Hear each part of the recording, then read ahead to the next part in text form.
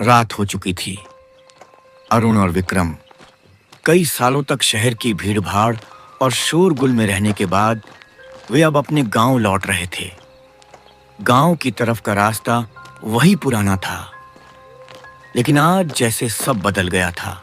आसमान में बादल काले और घने हो गए थे। अरुण, यह बादल कुछ ठीक नहीं लग रहे। देख, पूरा आसमान काला हो गया है। लगता है आज रात जोर की बारिश होगी। और न जाने क्यों मुझे यह हवा अजीब सी बेचैनी दे रही है, जैसे कुछ बुरा होने वाला है। अरे पगले, तू हमेशा डर जाता है। बारिश होगी तो क्या, हम तो गांव पहुंच ही जाएंगे। फिर पुराने घर में बैठकर चाय बनाएंगे और मजे करेंगे। याद है बचपन में हम कैसे बारिश में भीगते थे, मिट्टी में खेलते थे। माँ कितनी डांट लगाती थी। हाँ, सब याद है, लेकिन न जाने क्यों आज सब कुछ अलग लग रहा है। यहाँ का सन्नाटा, ये अंधेरा, ये हवा, सब जैसे हमें कोई चेतावनी दे रहे हों। दोनों आगे बढ़ते गए। पगडंडी पर उनके कदमों की आवाज ही बस सुनाई दे रही थी। कभी कोई झिंगुर की झंझनाहट, तो कभी हवा के तेज झोंके, लेकिन इंसान की कोई हलचल नहीं। अरुण, तूने गौर किया? पहले इस समय खेतों में किसान काम करते दिखाई देते थे। बच्चे दौड़ते भागते थे, लेकिन आज यहाँ कोई नहीं है। सब रास्ते खाली हैं। ये सब सामान्य नहीं है। हो सकता है बारिश के डर से सब जल्दी घर चले गए हों। गांव के लोग हमेशा मौसम को लेकर ज्यादा ही सतर्क रहते हैं। विक्रम चुप हो गया। उसके मन में बचपन की यादें उमड़ पड़ीं। वो किस्से जब दादी रात को कहानियां सुनाती थीं। बरसात की रात, गांव का सुनसान रास्ता और परछाइयों में छुपे भूत प्रेत। वह हमेशा उन कहानियों से डरकर मां की गोद में जा छुपता था। हवा का एक तेज झोंका आया और पेड़ की डालियां एक दूसरे से टकराईं। आवाज ऐसी आई जैसे कोई भारी दरवाजा धीरे धीरे चरमरा कर खुल रहा हो। विक्रम का दिल एक पल को तेजी से धड़क उठा। तूने सुना? उसने घबराकर पूछा। हाँ, लेकिन यह तो बस पेड़ों की आवाज है। तू हर आवाज में डर ढूंढने लगता है। अगर ऐसे ही डरता रहा तो गांव तक का सफर कैसे पूरा होगा? विक्रम ने होंठ भींच लिए, लेकिन उसकी आंखें लगातार इधर उधर घूम रही थीं। उसे लग रहा था कि कोई उनका पीछा कर रहा है। कभी पीछे झाड़ियों में सरसराहट होती, कभी दूर कोई साया सा हिलता दिखाई देता। कुछ देर दोनों चुपचाप चलते रहे। माहौल और भी गंभीर हो गया। आकाश में बिजली चमकने लगी थी। हर चमक के साथ पगडंडी रोशन हो उठती और अगले ही पल खूब अंधेरा छा जाता। अरुण, मुझे सच कहूं तो डर लग रहा है। याद है बचपन में कैसे दादी कहती थी कि बरसात की रातों में अजीब चीजें होती हैं। गांव के लोग अक्सर इस मौसम में रिश्तेदारों के घर चले जाते थे, शायद उन्हीं कहानियों की वजह से। यार, तू वही पुरानी कहानियों में उलझा हुआ है। वो सब बच्चों को डराने के लिए होती थीं। अब हम बच्चे नहीं रहे। चल, कदम तेज कर, अंधेरा और गहराता जा रहा है। लेकिन अरुण की आवाज में भी अब थोड़ी घबराहट झलकने लगी थी। उसने खुद को मजबूत दिखाने की कोशिश की, पर दिल में कहीं न कहीं बेचैनी घर कर चुकी थी। पगडंडी अब संकरी होती जा रही थी। दोनों तरफ ऊंची झाड़ियां थीं। कभी कोई झाड़ी अचानक हिल जाती, कभी कोई परिंदा पंख फड़फड़ाता। हर आवाज दोनों को चौंका देती। हवा का झोंका आया और ऐसा लगा जैसे किसी ने उनके कानों में धीरे से कुछ फुसफुसाया हो। दोनों एक साथ रुक गए। तूने सुना? यह बस हवा है, चल आगे। दोनों ने कदम फिर से बढ़ाए, लेकिन इस बार उनका डर और बढ़ चुका था। हर पल लगता कि पीछे कोई अदृश्य परछाई उनका पीछा कर रही है। जब भी वे पीछे मुड़ते, वहां सिर्फ अंधेरा और हिलते पेड़ दिखाई देते। धीरे धीरे गांव का बाहरी हिस्सा नजदीक आ रहा था, लेकिन जैसे जैसे वे आगे बढ़ते, हवा और भी ठंडी और तेज होती जा रही थी। पेड़ की डालियां इस तरह झूम रही थी मानो किसी अनजानी शक्ति का असर हो। देख, गांव अब पास ही है। हमें बस थोड़ा और चलना है, उसके बाद सब ठीक होगा। काश मुझे यकीन होता कि सब ठीक होगा। उनकी चाल तेज हो गई, लेकिन इस सुनसान रास्ते पर हवा की सरसराहट और पेड़ों की चरमराहट उन्हें बार बार रुककर पीछे मुड़ने पर मजबूर कर रही थी, जैसे कोई अनदेखी परछाई उनके साथ साथ चल रही हो। पगडंडी पर चलते चलते अचानक दोनों दोस्तों की नजर एक पुराने विशाल बरगद के पेड़ पर पड़ी। यह वही पेड़ था जो गांव के बिल्कुल किनारे खड़ा था। बरगद की मोटी मोटी जटाएं जमीन तक लटक रही थीं। कुछ तो मिट्टी में धंसी हुई थीं, जैसे किसी ने उन्हें जंजीरों से बांध दिया हो। पेड़ इतना बड़ा था कि उसकी छाया में पूरा चबूतरा ढक जाता। अरुण और विक्रम वहीं रुक गए। अरुण, यह वही बरगद है ना? बचपन में यहाँ खेला करते थे, याद है? माँ कहती थी कि रात में यहाँ मत जाना, इस पेड़ के नीचे कुछ रहता है। हाँ याद है, तू तो डरकर भाग जाता था, मैं भी तेरे पीछे पीछे। लेकिन अब हम बड़े हो गए हैं, अब हमें इन कहानियों से डरना छोड़ देना चाहिए। लेकिन जैसे ही उसने यह कहा, हवा का एक तेज झोंका आया। पेड़ की मोटी डालियां एक दूसरे से टकराईं। आवाज ऐसी थी जैसे कोई भारी घंटा बज रहा हो। दोनों ने एक दूसरे की तरफ देखा। उनकी आंखों में हल्की घबराहट थी। पेड़ की जटाओं पर बिजली की हल्की चमक पड़ी और क्षण भर के लिए ऐसा लगा जैसे उनमें कोई चेहरा छुपा हो। दो गोल गोल आंखें, चौड़ा मुंह और एक तिरछी मुस्कान। लेकिन जैसे ही बादल छा गए, सब फिर से सामान्य हो गया। तू वहम कर रहा है, बिजली की चमक से ऐसा लगता है यह बस रोशनी का खेल है। लेकिन अंदर ही अंदर अरुण भी हिल चुका था। उसने खुद को संभालते हुए नजरें फेर लीं। पेड़ के नीचे एक टूटा फूटा चबूतरा था। उस पर सूखी पत्तियां बिखरी हुई थीं और एक कोने में किसी ने अगरबत्ती जलाई हुई थी, जो अब आधी जली हुई राख में बदल चुकी थी। हवा चलने पर उसकी हल्की सी महक अभी भी चारों ओर फैली हुई थी।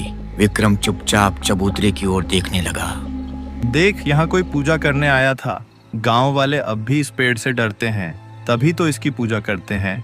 हाँ हो सकता है, गांव में ये सब मान्यताएं अब भी जिंदा है, लेकिन इसका मतलब यह नहीं कि सचमुच कुछ है। तभी अचानक हवा का रुख बदला। जटाएं जोर जोर से हिलने लगीं। ऐसा लग रहा था जैसे किसी ने उन्हें पकड़कर झकझोर दिया हो। दोनों वहीं जमकर खड़े रह गए। उनके कानों में एक अजीब सी आवाज आने लगी। वह कोई सामान्य हवा की सरसराहट नहीं थी, बल्कि जैसे कोई धीरे धीरे मंत्र बुदबुदा रहा हो। विक्रम की रगों में सिहरन दौड़ गई। अरुण सुन, कोई फुसफुसा रहा है, तू भी सुन रहा है ना? अरुण ने ध्यान से सुना। हाँ, आवाज वाकई आ रही थी, धीमी, लंबी और खिंची हुई, जैसे कोई औरत दूर से पुकार रही हो। अरुण ने कांपते स्वर में कहा, ये शायद हवा है, बस हवा। लेकिन तभी उनके पैरों के पास पड़ी सूखी पत्तियां खुद ब खुद हिलने लगीं। कोई अदृश्य ताकत उन्हें इधर उधर उड़ा रही थी। पत्तियां घूम घूम कर एक गोल घेरा बनाने लगीं। चल यहाँ से अभी। दोनों जल्दी जल्दी कदम बढ़ाने लगे, लेकिन तभी पेड़ की सबसे मोटी जटा जोर से हिली और जमीन से टकराई। धड़ाम की आवाज गूंजी। दोनों का दिल जैसे रुक गया। वह जटा इतनी पास गिरी थी कि अगर वे एक कदम भी देर करते तो सीधे उन पर गिरती। अब भी कहेगा यह सब वहम है? यह पेड़ जिंदा है अरुण, इसमें कुछ है। अरुण कुछ बोल न सका। उसका चेहरा पीला पड़ गया था, लेकिन उसने खुद को संभालते हुए कहा, चल जल्दी निकल चलें, रुकना ठीक नहीं है। दोनों ने तेजी से कदम बढ़ाए, लेकिन जैसे जैसे वे उस पेड़ से दूर जा रहे थे, अचानक पीछे से एक डरावनी लंबी हंसी गूंज उठी। वह हंसी औरत की थी, करारी, खिंची हुई और कान फाड़ देने वाली, जैसे कोई छाया अंधेरे में खड़ी होकर उन्हें देख रही हो और उनके डर पर खिलखिला रही हो। दोनों का खून जम गया। दोनों ने पीछे मुड़कर देखने की हिम्मत नहीं की, बस दौड़ते ही चले गए, जब तक कि बरगद की छाया पीछे छूट न गई। उनके दिलों में अब यह साफ था, यह पेड़ सिर्फ पेड़ नहीं था, इसमें कोई रहस्य छुपा था, कोई ऐसा जिसे इंसानी आंखें पूरी तरह देख नहीं सकती, लेकिन उसकी मौजूदगी को महसूस जरूर कर सकती हैं। बरगद का पेड़ पीछे छूट चुका था, लेकिन उसका डर दोनों दोस्तों के दिल में अब भी जिंदा था। तेज हवा उनके चारों तरफ घूम रही थी। बारिश शुरू होने वाली थी। आसमान हर पल और काला हो रहा था। अरुण और विक्रम हांफते हुए आगे बढ़ते गए। गांव अब ज्यादा दूर नहीं था, लेकिन रास्ता अजीब तरह की खामोशी से भरा था। न कहीं किसी जानवर की आवाज, न किसी इंसान की। विक्रम अचानक रुक गया। अरुण, तूने गौर किया? गांव की तरफ जाते इस रास्ते पर हमेशा बच्चे खेलते थे। अब यहाँ कोई नहीं है, सब घर खाली लग रहे हैं। हाँ, यह बात मुझे भी खटक रही है। याद कर, इस वक्त चौपाल पर बुजुर्ग बैठकर बीड़ी पीते और बातें करते थे। औरतें कुएं से पानी भरती थीं, लेकिन अब सब गायब। दोनों के कदम भारी होने लगे। अचानक ही उन्हें आगे से किसी लाठी की ठक ठक सुनाई दी। उन्होंने देखा, सफेद धोती कुर्ता पहने एक दुबला पतला आदमी उनकी तरफ आ रहा था। चेहरा झुर्रियों से भरा, आंखें धंसी हुई, लेकिन उनमें एक अजीब तेज चमक थी। वह थे श्यामल काका, गांव के सबसे बूढ़े और जाने माने व्यक्ति। बचपन में वही उन्हें कहानियां सुनाते थे। विक्रम ने झट से आवाज लगाई, काका, ओ श्यामल काका। काका रुके। उन्होंने दोनों को देखा, फिर धीरे धीरे पास आए। उनकी चाल धीमी थी, लेकिन हर कदम गूंजता हुआ लगता था। अरे अरुण, विक्रम, तुम दोनों? काका ने हैरानी से कहा, तुम यहाँ क्या कर रहे हो बेटा? इतने साल बाद लौटे हो और वो भी इस रात? हाँ काका, सोचा था शहर से कुछ दिन छुट्टी लेकर गांव में शांति मिलेगी, लेकिन यहाँ तो सन्नाटा है। सब घर बंद क्यों हैं? कोई दिखाई क्यों नहीं दे रहा? श्यामल काका का चेहरा अचानक गंभीर हो गया। उन्होंने चारों ओर देखा जैसे कोई सुन रहा हो, फिर फुसफुसाकर बोले, बेटा, तुम दोनों को यहाँ नहीं आना चाहिए था, खासकर इस बरसाती रात में। क्यों काका, बारिश तो हर साल होती है, फिर इस रात में ऐसा क्या खास है? गांव वाले कहाँ गए? काका ने लंबी सांस ली। उनकी आंखें गहरी हो गईं। तुम्हें शायद याद हो, बरसों पहले इस गांव में कुछ अजीब हादसे हुए थे। लोग बिना वजह गायब होने लगे थे। कहा जाता है कि जब जब सावन की भारी बारिश होती, कोई ना कोई गांव से लापता हो जाता और अगले दिन बरगद या पुराने घरों की दीवारों पर अजीब निशान पाए जाते। लेकिन काका, ये सब तो बस अफवाहें थीं। बचपन से हम यही सुनते आए हैं। नहीं बेटा, यह अफवाह नहीं है, यह सच्चाई है जिसे गांव वाले मानते भी हैं और उससे डरते भी। यही वजह है कि बरसात शुरू होने से पहले सब लोग अपना घर छोड़कर रिश्तेदारों के पास चले जाते हैं। इस गांव में बरसाती रातें कभी सुरक्षित नहीं रहीं। विक्रम हंस पड़ा। काका, आप भी? आपने ही तो हमें हमेशा समझाया था कि अंधविश्वासों में मत पड़ो, और आज आप खुद वही बातें कर रहे हो। श्यामल काका की आंखों में चमक तेज हो गई। उन्होंने विक्रम की तरफ गहरी नजरों से देखा। अंधविश्वास और हकीकत में फर्क बहुत पतला होता है बेटा। कभी कभी जो चीज हमें कहानी लगती है, वही असल में हमारी जान ले लेती है। तुम दोनों को लगता है ये बस डराने की बातें हैं, लेकिन जो भी बरसाती रात में यहाँ रुका, वो कभी सुबह नहीं देख पाया। अरुण का दिल तेजी से धड़कने लगा। बरगद पर सुनी हंसी उसकी यादों में ताजा हो गई। उसने कांपती आवाज में पूछा, काका, ये सब क्यों होता है? आखिर इसके पीछे सच क्या है? श्यामल काका ने चारों ओर देखा। बारिश की पहली बूंदें टपकने लगी थीं। उन्होंने बहुत धीरे कहा, बरगद के उस पेड़ के नीचे और गांव के इस खालीपन के पीछे एक पुरानी रिवायत छुपी है। कहा जाता है, कई साल पहले यहाँ एक औरत आई थी। लोग उसे बरसाती दायन कहते थे। वो बारिश के मौसम में ही दिखाई देती थी। कहा जाता है, गांव वालों ने उसे मारकर इसी पेड़ के नीचे दफना दिया था, लेकिन उसकी आत्मा कभी शांति नहीं पाई।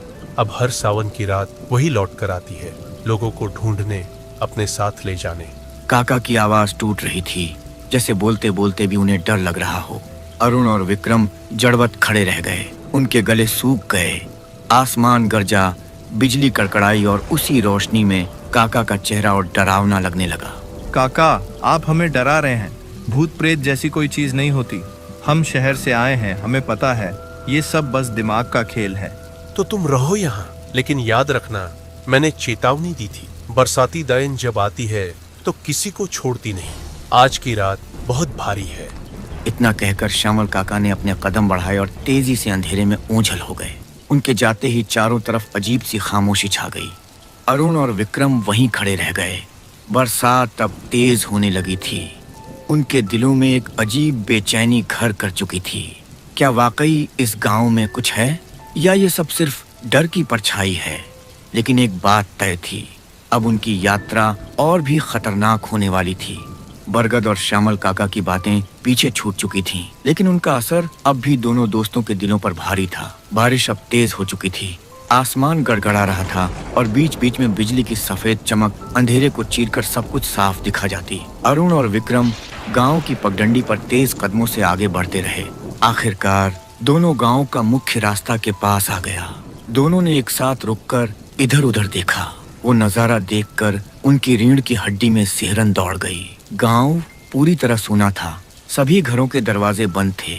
खिड़कियों पर मोटी बेंत की झिलमिलें लगी थीं। कहीं से भी इंसानी आवाज नहीं आ रही थी। न बच्चों की हंसी, न औरतों की बातें, न चौपाल पर बुजुर्गों की खांसी, बस हवा और बारिश की आवाज। अरुण देख, पूरा गांव वीरान है। मुझे तो लग रहा है काका सच कह रहे थे, सब लोग सचमुच कहीं और चले गए। मगर कोई गांव ऐसे खाली थोड़े ही छोड़ देता है? यहाँ तक कि गाय भैंस भी नहीं दिख रहे। सब कुछ बंद क्यों है? सब कहाँ गए? दोनों धीरे धीरे गांव के भीतर चलते गए। बिजली की रोशनी में उन्हें हर घर और भी अजीब लग रहा था, जैसे कोई आंखें खिड़कियों के पीछे से उन्हें देख रही हों, जैसे हर दरवाजे के पीछे कोई सांस ले रहा हो। विक्रम को एक बंद घर के बाहर कुछ टंगे दिखे। उसने पास जाकर देखा। कई पुराने मुखौटे लकड़ी से बने, उनके चेहरे विकृत थे, कभी हंसते कभी रोते, कभी दांत दिखाते हुए। विक्रम का गला सूख गया। उसने धीमे स्वर में कहा, अरुण, ये वही मुखौटे हैं जिनके बारे में काका ने कहा था। क्या यह सब उस बरसाती दायन से जुड़ा है? यह बस गांव की परंपरा होगी। लोग सजावट के लिए टांग देते होंगे। लेकिन उसके शब्दों में आत्मविश्वास बिल्कुल नहीं था। तभी अचानक एक खिड़की की आवाज के साथ खुल गई। भीतर अंधेरा था। दोनों ने तुरंत उधर देखा। उन्हें लगा जैसे कोई छाया अंदर खड़ी है। लेकिन बिजली चमकते ही विक्रम का दिल जोर जोर से धड़कने लगा। वहाँ कुछ नहीं था। अरुण, अब तो मुझे यकीन हो गया है, यहाँ कुछ ठीक नहीं है। हमें वापस जाना चाहिए। अरुण भी कांप रहा था, लेकिन उसने खुद को कड़ा करते हुए कहा, नहीं, अब वापस नहीं। हम यहाँ तक आ गए हैं। अगर आज लौटे तो हमेशा डर हमारे पीछे रहेगा। सच का सामना करना ही पड़ेगा। दोनों आगे बढ़े। गांव के बीचों बीच चौपाल था। जहाँ कभी चहल पहल रहती थी, वहाँ अब सिर्फ टूटी चारपाई और बिखरी राख पड़ी थी। मिट्टी में ढोल के निशान साफ दिख रहे थे, जैसे अभी अभी यहाँ कोई बजाकर गया हो। अचानक उनके कानों में ढोल की धीमी थप थप थप गूंजी। वो आवाज धीरे धीरे पास आती जा रही थी। लेकिन अजीब बात यह थी कि आसपास कोई नहीं था। बस आवाज थी जो खाली गलियों में गूंज रही थी। अरुण और विक्रम ने डर से एक दूसरे की तरफ देखा। कौन बजा रहा है ये ढोल? तभी उन्हें चौपाल के कोने पर दो बूढ़ी आकृतियां दिखाई दी। सफेद कपड़े पहने, झुकी हुई। दोनों वहीं चारपाई पर बैठे थे, जैसे उनका इंतजार कर रहे हों। अरुण और विक्रम धीमे कदमों से उनके पास गए। अरुण ने कांपते स्वर में पूछा, काका, यहाँ क्या हो रहा है? ये मुखौटे, ये सन्नाटा, ये ढोल की आवाज, सब क्या है? बूढ़ों ने धीरे धीरे सिर उठाया। उनकी आंखें अजीब थीं, गहरी, खोखली और उनमें अजीब चमक थी। उनमें से एक ने भारी स्वर में कहा, ये बरसाती दायन का खेल है। गांव के लोग जानते हैं, इसलिए सब भाग जाते हैं। पर तुम यहाँ क्यों रुके? काका, ये दायन क्या सचमुच होती है या ये बस डराने की बातें हैं? दूसरे बूढ़े ने हल्की हंसी हंसी। उसकी हंसी इतनी अजीब थी कि सुनते ही दोनों दोस्तों की सांसें अटक गईं। नहीं बेटा, ये कहानियाँ नहीं। बरसात की हर रात वह लौटती है और जो भी बाहर भटकता है उसे अपने साथ ले जाती है। फिर वो कभी इंसान नहीं रहता। अरुण का गला सूख गया। उसने कांपते हुए कहा, तो हम अब क्या करें? कैसे बचें? बचना है तो भाग जाओ, लेकिन शायद अब बहुत देर हो चुकी है।